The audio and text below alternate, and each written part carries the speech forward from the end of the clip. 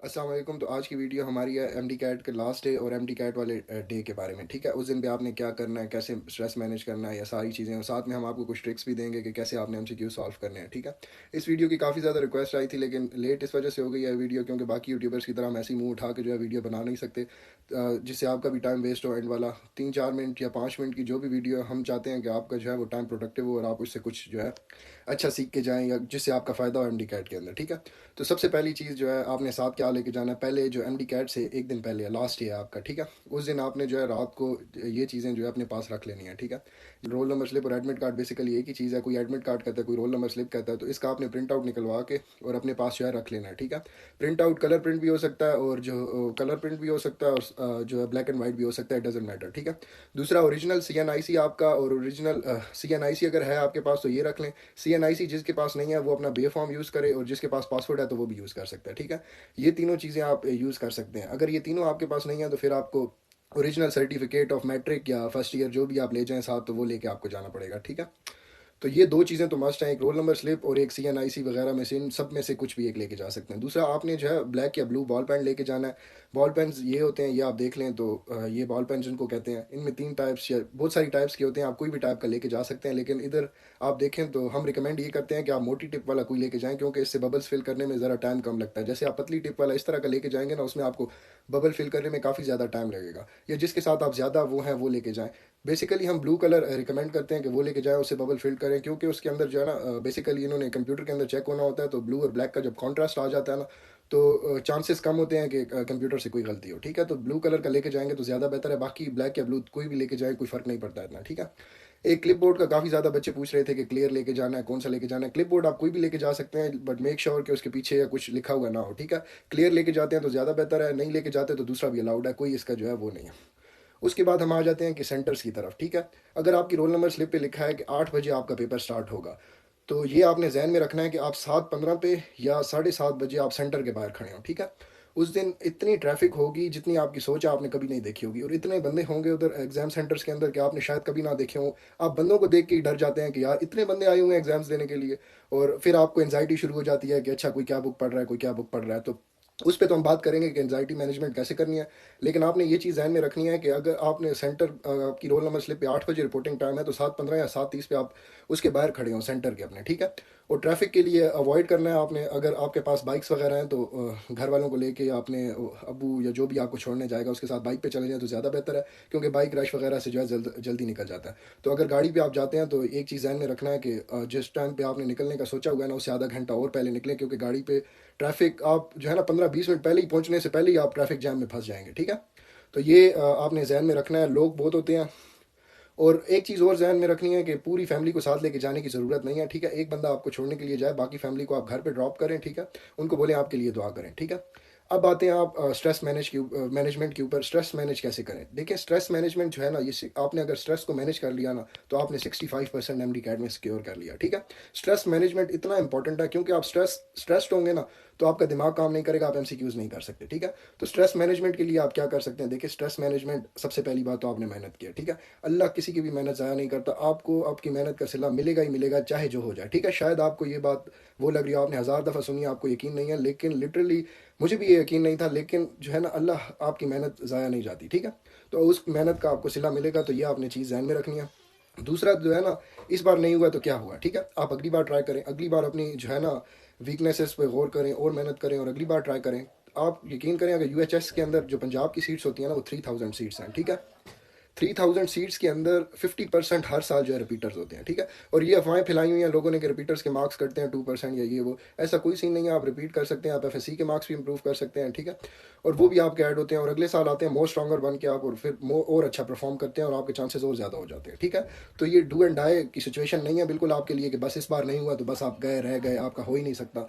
तो आप जो है ना ट्राई कर सकते हैं, फिर अगले साल आ सकते हैं, फिर अगले साल आप ट्राई कर सकते हैं। ठीक है, तो उसका ये चीज़ आपने जहन में रखनी है कि कोई फ़र्क नहीं पड़ता, आप कर सकते हैं। ठीक है, होते हैं उधर, उनको देख के आप जो है डर जाते हैं कि यार इतने ज़्यादा लोग हैं, मेरा कैसे होगा, ठीक है। हज़ारों लाखों की तादाद में लोग हैं और कोई क्या बुक पढ़ रहा है, कोई क्या बुक पढ़ रहा है। और दूसरी चीज़ एक बात यह है कि जब आप सेंटर में पहुंचेंगे तो किसी स्टूडेंट से कोई बात भी नहीं करनी, ठीक है। हर स्टूडेंट कोई कौन सी बुक पढ़ रहा होगा, कोई कौन सी बुक पढ़ रहा होगा, और आपके दिमाग में ज़रा सी भी ये बात चली गई ना कि कोई किसी ने आपको ये कह दिया कि अच्छा यार ये तुमने बुक नहीं पढ़ी, इस क्वेश्चन को नहीं देखा, या ये पीएमसी ने ये कहा था और ये आ रहा है, ये चीज़ आ रही है, या ये एकेडमी वाले तुमने नहीं पढ़े, इसमें तो ऐसे क्वेश्चन थे, तो वो आपका दिमाग पिक कर लेगा और फिर आपको लगेगा कि आपकी तैयारी बिल्कुल है ही नहीं और आपने ये चीज़ की नहीं, आप तो कर ही नहीं सकते। सबसे पहली चीज़, आपने सेंटर जाके सिर्फ अपने पेपर को देखना है, उससे पहले एक लफ्ज़ किसी के साथ बात नहीं करनी, ठीक है। अगर आप अच्छा स्कोर करना चाहते हैं और एक्चुअली अपने स्ट्रेस को मैनेज करना चाहते हैं तो किसी दूसरे स्टूडेंट के साथ बात ना करें, अपनी जो आपने मेहनत किया उसके साथ रहें, ठीक है। और आपको अपने ऊपर ट्रस्ट होना चाहिए कि आपने जो रिसोर्सेज यूज़ किए हैं, जो आपने मेहनत की है, जो चीज़ आपने की है, जिस एकेडमी से किया है वो बेहतर है और इंशाल्लाह उसी में से आएगा, ठीक है। और जो बाकी दूसरे कर रहे हैं वो सारे जो है उनकी मर्ज़ी है, वो जो भी करें, आपने बिल्कुल सही तैयारी की है, आपने जिस रिसोर्स से किया है वो बिल्कुल ठीक है, ठीक है। तो ये चीज़ आपने बिल्कुल ध्यान में रखनी है, किसी के साथ कोई डिस्कशन भी नहीं करनी, ठीक है। अब आते हैं कि शॉर्ट लिस्टिंग के ऊपर, ये एमडी कैट से एक दिन पहले की बात है, आखिरी दिन जो है ना आप सारे सब्जेक्ट्स रिवाइज नहीं कर सकते, ठीक है। तो उस दिन आप क्या करते हैं, आप शॉर्ट लिस्टिंग करते हैं, और जो भी कोई आपको बोल रहा है ना कि आखिरी दिन ना पढ़ो, आखिरी दिन रेस्ट करो, आखिरी दिन जो पढ़ोगे कंफ्यूज हो जाओगे, ठीक है, तो उसको जो है आप बिल्कुल उसकी बात नहीं सुनिए और वो आपको मिसगाइड कर रहा है। एंड टाइम तक मैं कहता हूँ कि जितने आपके पास एक सेकंड भी बचा है ना, तो इस एक सेकंड को भी यूटिलाइज करें और कुछ ना कुछ पढ़ लें। तो आखिरी दिन आपने शॉर्ट लिस्टिंग जो है ना करनी है, वो सारी आप जितनी दफ़ा रिवाइज कर सकते हैं कर लें, ठीक है। शॉर्ट लिस्टिंग हमारे पास जो पेड ड्राइव के अंदर है वो ये शॉर्ट लिस्टिंग है, आप देख सक रहे हैं इसको। इसके अंदर 28 पेजेस की हमारी शॉर्ट लिस्टिंग है, जिसके अंदर फर्स्ट ईयर सेकंड ईयर दोनों कवर हो जाते हैं, पीटीबी और फेडरल की बुक से, ठीक है। और साथ इसके अंदर पीएमसी के जो 2021 का जो बैंक था वो भी सारा इसी के अंदर कवर हो जाता है। 28 पेजेस की दो तीन दफ़ा एक दिन में रिवाइज कर लें तो आपके काफ़ी सारे एमसीक्यूज इसी से ही हो जाएंगे, ठीक है। तो क्या करना है आपने, जितनी दफ़ा आप रिवाइज कर सकते हैं इसको उतनी दफ़ा रिवाइज करें।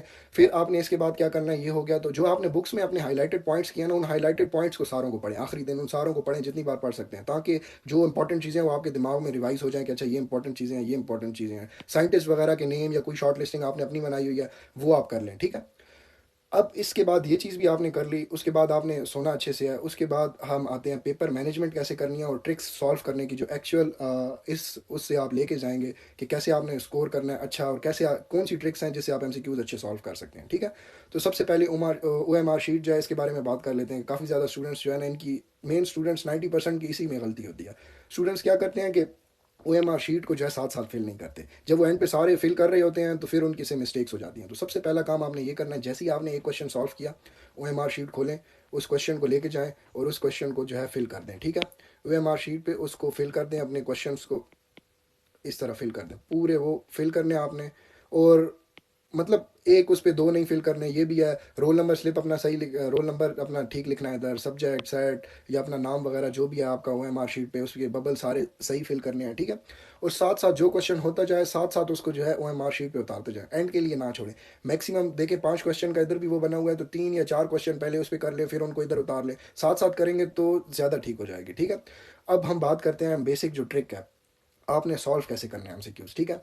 तो इधर मैं आपको जो है एक ट्रिक बता रहा हूँ कि आप क्वेश्चन एक पढ़ते हैं ना तो पहले उसके ऑप्शंस ना देखें। जो पहली ट्रिक हमारी जो मेन है ना, एक क्वेश्चन आप पढ़ते हैं उसका पहले ऑप्शंस ना देखें, सबसे पहले आप उसको अपने से जो है एक आंसर उसका जो है प्रपोज करें और ऑप्शंस देखे बगैर।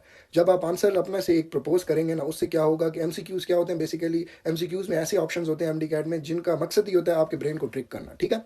जब आपने आंसर ही पहले से अपना प्रपोज कर दिया, ठीक है, तो आपका वो चांस ही एलिमिनेट हो गया कि कोई दो सेम सेम करीब करीब आंसर्स हों और आप देखें उनको और कंफ्यूज हो जाएं, ठीक है। तो जब आप पहले से आंसर हर एमसीक्यूज का प्रपोज करने की कोशिश करेंगे ना, तो उससे आपका क्या होगा कि जब आप कंफ्यूजिंग ऑप्शंस देखेंगे भी सही ना, तो आपको जो है ना वो कंफ्यूज नहीं कर पाएंगे, क्योंकि आपके ब्रेन ने जो है पहले से ही आंसर प्रपोज कर दिया। और दूसरी बहुत इसके अंदर इंपॉर्टेंट चीज़ है, पहले अच्छा ये देख लें, जैसे कि ribosomes combined with messenger RNA card, तो मैं नीचे से ऑप्शंस नहीं देखूंगा, मैं सबसे पहले गैस करूंगा अच्छा इसको तो मैंने बुक में पढ़ा था और इसको कहते हैं पॉलीसॉम्स, फिर आके मैं देखूंगा अच्छा यार इधर तो अच्छा पॉलीसॉम्स है, बाकी ऑप्शंस भी सारे देखूंगा, ठीक है। अब मेरा दिमाग जो है कंफ्यूज नहीं हुआ और मैंने पॉलीसॉम्स कर दिया। इसी तरह मैं ये देखता हूँ कि the upward movement of SAP of the xylem is called, तो मैं ऑप्शंस नहीं देखूंगा, अच्छा मुझे याद है कि अच्छा इसको प्लाज्मोलिसिस कहते हैं, ठीक है। तो मैं आके अब ऑप्शंस देखें, अच्छा इधर तो प्लाज्मोलिसिस भी है, डी प्लाज्मोलिसिस भी है। अब मैं कंफ्यूज नहीं हुआ क्योंकि मैंने पहले से ही अपना आंसर जो है ना प्रपोज कर दिया। अब मेरा ब्रेन जो है इन दो सिमिलर ऑप्शन से कंफ्यूज नहीं हो सकता, ठीक है। और दूसरी चीज़, अगर आपको ऑप्शंस वगैरह नहीं आ रहे तो जो आपके जहन में पहला ऑप्शन आता होता है ना, हमेशा एक चीज़ याद रखनी है कि जो आपके जहन में पहला ऑप्शन है ना वो हमेशा ठीक होता है, ठीक है, या वो हमेशा क्लोज होता है। तो जो आपके जहन में पहले ऑप्शन आता है और फिर आप ऑप्शंस देखते हैं और फिर आप कंफ्यूज होते हैं, आपको लगता है ना ये वाला ठीक नहीं है, अब ये वाला ठीक है, तो जो आपके जहन में पहले आया ना, तो उसके साथ स्टिक कर जाएं अगर आपको नहीं आ रहा, ठीक है। तो वो हमेशा जो है ना आपका वो होता है, जब आप बाद में सेलेक्ट करते हैं वो हमेशा गलत हो जाता है, ठीक है। तो जो आपके जहन में पहले आया उसके साथ स्टिक करें, ठीक है। और सबसे इंपॉर्टेंट तीसरा जो पॉइंट है कि सबसे फर्स्ट गो के अंदर जो है आपने सारे क्वेश्चन जो है अटेम्प्ट नहीं करने। ये सबसे इंपॉर्टेंट पॉइंट है, पता है क्यों? फर्स्ट गो के अंदर जब आप पेपर शुरू करेंगे ना, आप एंशियस होते हैं, ठीक है। आपको लग रहा होता है कि यार ये 200 में से मुझे कितने आएंगे कितने नहीं आएंगे, ठीक है। फिर आप क्वेश्चंस देखते हैं, जब आप अटेम्प्ट करते हैं 40-50 क्वेश्चंस अटेम्प्ट करते हैं, तो तब आपके अंदर फिर कॉन्फिडेंस आ जाता है, ठीक है। कॉन्फिडेंस आपके अंदर आता है, अच्छा फिर आपको लगता है अच्छा मैं कर लूँगा, अब तो मैंने इतना कर लिया है, अब तो बाकी हो जाएगा, मुझे आ रहा है। और आपको चीज़ें याद आना शुरू हो जाती हैं, आप कॉन्फिडेंट हो जाते हो, आप रिलैक्स हो जाते हो। जब आप रिलैक्स होते हो फिर आपका ब्रेन जो है ना ज़्यादा अच्छा काम करना शुरू कर देता है, ठीक है।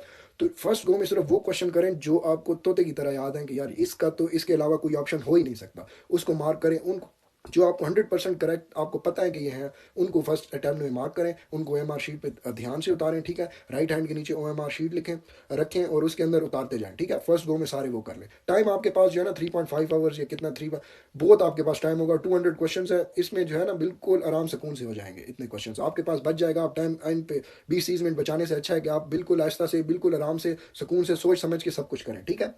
और एक अटैम्प्ट में आप करें, फिर दूसरी अटैम्प्ट आए उसमें आप कोशिश करें, और इस तरह जो है पूरा करें। एक अटैम्प्ट के अंदर आपने बस करना है कि यार डू और डाई, नहीं है समझ अभी आ रही तो बस उसको अपने से सॉल्व कर दिया, ऐसे बिल्कुल नहीं करना, ठीक है। तो होपफुली आज के लिए बस इतना ही है। Best of luck for your paper. इंशाल्लाह आप एस करेंगे और इंशाल्लाह मेडिकल कॉलेज में जाएंगे, और हम आपको देखना चाहते हैं कि आप वो स्टेथोस्कोप या लैब कोट के अंदर आएँ और अपनी प्रोफाइल्स अपडेट करें और अपने नाम के साथ डॉक्टर्स लिखें। तो डॉक्टर आकिब न्याजी की तरफ से आपको अल्लाह हाफिज़।